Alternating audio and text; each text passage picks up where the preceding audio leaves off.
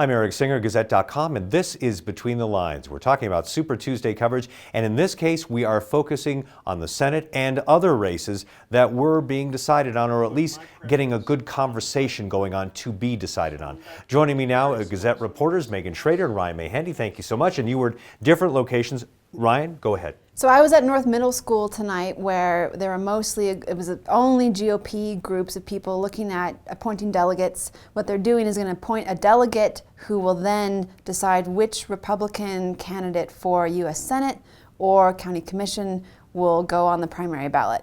Also, there are a few candidates in both of those races that can get onto the ballot by petitioning. But tonight was all about the presidential election. No one knows who they're going to vote for, who they're going to decide, who they're going to pick, and some of them didn't even know who the candidates actually were. In the commissioner's race, for example, for El Paso County Commissioner, there are 16 Republican candidates. And also for the U.S. Senate side, Robert Blaha was there as well, making his pitch to North Middle School GOPers. And Jared Rigo, County Commissioner District 3 person, is also deciding that, has put his hat into the ring and is also deciding. So they were trying to make their pitch, but once again, a very crowded field of the GOP. Right. And Jared Rigo is participating in the caucus. Robert Blaha is not. So he showed up tonight to just introduce himself and possibly get some supporters to put on his petition to get onto the primary ballot. And as far as the Democrats, you were at Coronado High School. So Democrats have incumbent U.S. Senator Michael Bennet. He's their guy. So there was no conversation about the U.S. Senate race, right? It's a lock. But it was interesting, the Republicans at Coronado High School in the U.S. Senate race, these were some of the most engaged Republicans politically, could not name a single candidate in the U.S. Senate race because it is a field of largely I don't want to say unknown candidates, but they certainly don't have any statewide name recognition yet. And it's going to be an uphill battle for them, for whoever gets this nomination, to develop that statewide name recognition so that these incredibly engaged political participants can know who they are and say who they're going to support.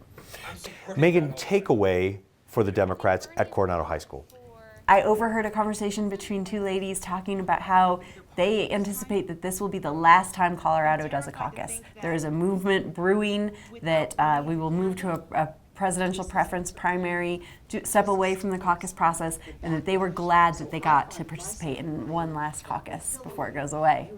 Takeaway from the Republican side, right? That's interesting. I heard the same thing at North Middle School tonight. A lot of people were very confused by the caucus process, and a lot of the evening was spent in trying to figure out what they were supposed to do.